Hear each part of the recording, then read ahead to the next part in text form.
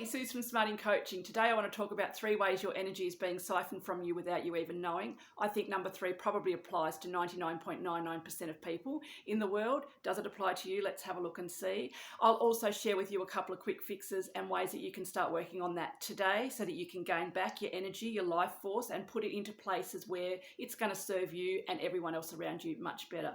So number 1, reliving the past. How many times do we get in our heads about stuff that has been, stuff that happened yesterday, happened last week, at work, in a relationship, last year, 10 years ago? Sometimes we get stuck in our past of things that even happened in our childhood, and we sit there and we relive those in our head, and we talk about the would-haves, the could-haves, the should-haves, the whys, the why me, the why whatever, and we play that around in our heads so often. And quite often that can become a default setting and a habit, so that when you get a quiet moment, or when you do sit down, or when you go to bed especially, and you go to bed to sleep at night, you're tired, you lay in bed, and all of a sudden you replay those things in your head. That is taking away your peace.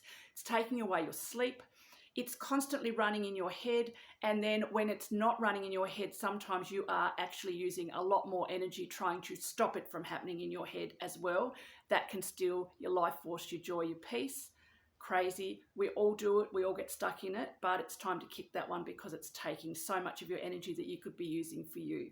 Number 2, redoing stuff, going over stuff. How many times have you asked somebody to do something, your kids, your husband, your partner, someone at work, and then you decide it's not up to your standard, or it's not what you would want to do, or it's not anything that, like, oh gosh, I wouldn't present it like that, or I wouldn't do it like that, or that bed is made wrong. We know when your kids are learning to make the bed, or your partner makes the bed. Or I had a friend who used to go and rehang the washing because her husband used to hang the washing out and didn't take any notice of the pegs, and she liked the 2 blue pegs on the shirt and the 2 pink pegs on the shirt, and if it was a pink and a blue, she had to go out and redo it, right? We redo things that we've handed over to other people, and that is stealing our energy because it's crazy. You're watching it, you're picking it apart, you're almost sitting there waiting for it to be finished so that you can go in there and redo it your way, because no, we'll leave that one there.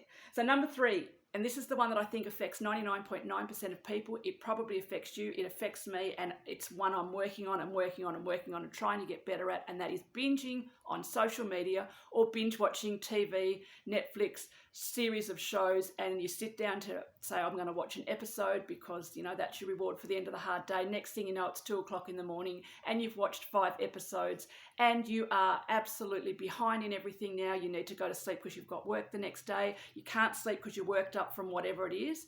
That is stealing your joy, your peace, your energy, because you're putting it all into, sometimes we watch crime shows and murders and shows and action movies and action things and stuff that's got a lot of drama in it, and then you can't just switch off from that and go to something else.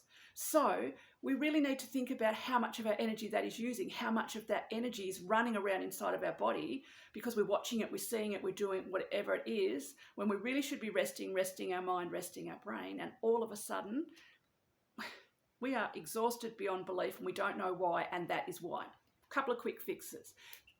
Acknowledgement of anything is key. Awareness is key. You need to be aware of the problem, aware of where your energy is leaking out, and aware of how it's affecting you before you will step up to that point and then make a change, right? So some of the ways that you can make a change. It's really easy. When you start finding yourself reliving the past, playing things over in your mind, you need to get yourself a catchphrase. Mine is, Suze, we don't do that anymore. And I'll say it out loud or in my mind if I'm around people, because I don't want to, while I'm weird, I don't want to sound too weird, right? And that just breaks the state of everything, right? So when it starts, when you find your mind starting to wander, it might wander for 5 minutes, 10 minutes, 20 minutes before you realize what it's doing. And then you're like, oh my gosh, I'm doing it again. No, work that catchphrase out. So say to yourself, no, we don't do this anymore, or no, this isn't serving me anymore, or even something like pineapple. A word like that, right, breaks everything crazy that's going on in your head. It breaks the state, it will snap you back, and your awareness will become better about it. And the thing with that is, I used to do that, and I used to then smack myself on the head and think, gosh, I'm doing it again. But then I realized that as I went on and kept using that catchphrase and kept saying to myself, Suze, we don't do this anymore, I was, after a couple of months, able to catch myself in the going over it in my head, when I would just I'd start to launch into that, and I'd be like, catch myself. So do that, try that. Stick at it, because things don't happen overnight, but they do happen progressively in the slow things. So work out your catchphrase and do that. The next thing about redoing stuff, if it's something that you want done a particular way, with a particular standard, with a particular, well, with you, with your essence in it, don't hand it over to somebody else, right? Okay, that's the absolute key to anything that's going to save you time. Don't delegate things over to other people that you cannot sit back and detach yourself from and be happy with the outcome. Now, when I talk about your kids and we have to teach our kids things, or when we hand over something like making the bed, right? If you have a particular way of making the bed and your kids are learning how to make the bed, go with them, help them out, let them know the standards that you want, the things that you want, the right way to make it that you find the right way. But then allow them the space to not quite get it right for a little while, right? Don't go in there and rip everything off and remake it. Don't go in there and rip shreds off them because the pillow that was pink was supposed to be on top, but it's on the bottom or whatever. It's all good. It happens gradually, right? Same with husbands. And I put myself into this thing. If I wouldn't want my husband to say it to me about what he got me to do, I'm not going to say it to him about what I got him to do. And by the same token, comes down to the whole thing. If you can't hand it over freely to be done as they are going to do it, don't hand it over. Hand over something else. Right. Now, the last thing is binge watching your shows or texting, doom scrolling, as they call it now, on social media.